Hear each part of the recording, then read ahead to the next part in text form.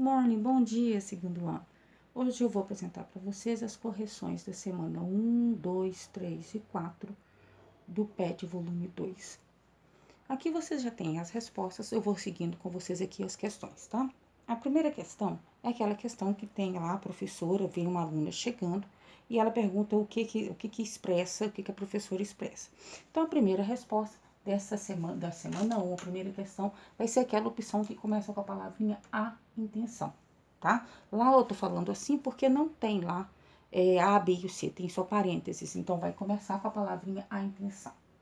A número 2 é que tem um cartoon e começa assim: Calvin demonstra algo do profunda indignação pelo fato de que, também é para marcar, tem só os parênteses lá, a resposta começa com a palavra a vida. A número 3, primeiramente, é para ler só o texto, não tem nada para ser resolvido aqui, é só para ler o texto.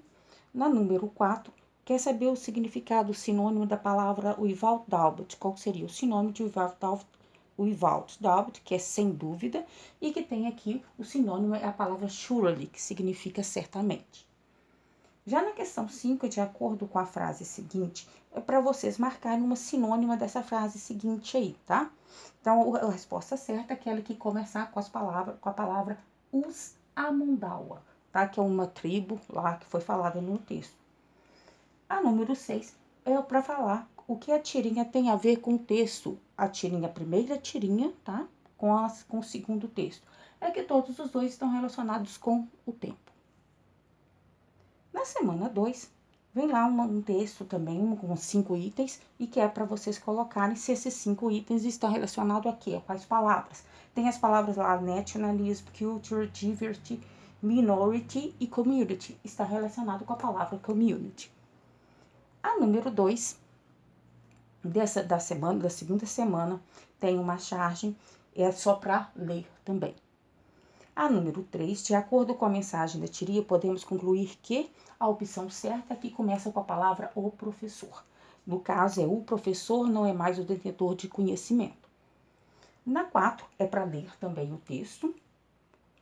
E aqui 5 é para você falar o que significa scratched off card. Scratched off card significa cartão de raspagem, aqueles cartões que a gente tem que raspar um númerozinho para ver se tem a sorte, tá?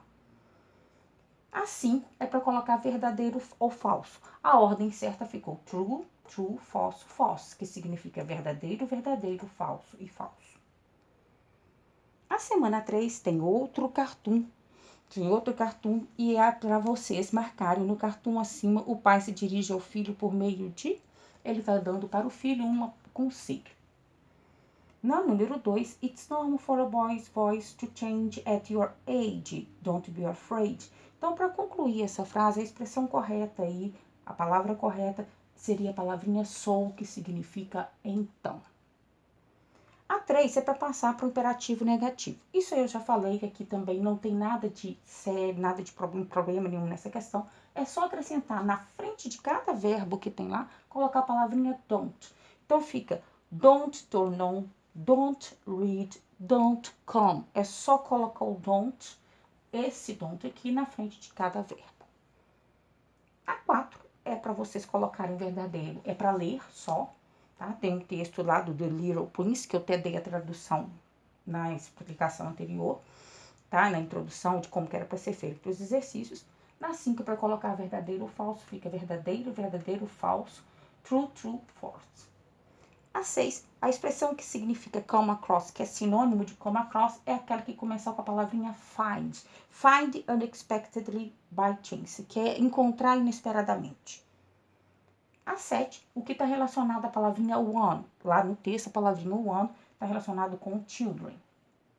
E também a última questão de lá, da semana 3, o que significa however? However significa entretanto, que dá uma impressão de contraste. Na última semana, semana 4, tem um texto também, tá? Que é uma capa de um revisto que fala lá da laranja mecânica, e é para marcar a resposta que tem a ver com a capa, que no caso é a que começa com a palavrinha a história, tá? Que é a história que é contada por um personagem central. A número 2, o frightening, que significa assustador, uma palavra sinônima de frightened é dreadful. Dreadful é aterrorizante, tá? No caso aí seria sinônimo, e eu até falei também na explicação sinônimo das outras duas palavras. A 3 é para colocar a ordem, é um exercício de relacionar nightmare, brutal, evil, drug e character. Está relacionado como que ficaria a ordem com as frases que estavam acima. Então ficou 5, 2, 3, 1, 4, 5, 2, 3, 1, 4. A questão 5 é para. A questão 4 agora é para colocar uma opção que tem a ver com a frase que está no desenho.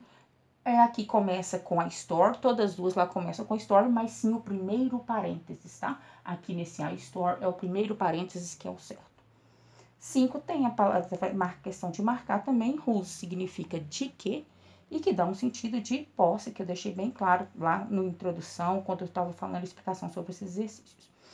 Ok, segundo ano por hoje, só para matar um pouquinho a saudade, tá? Por hoje fica só isso. Bye, bye, tchau para vocês.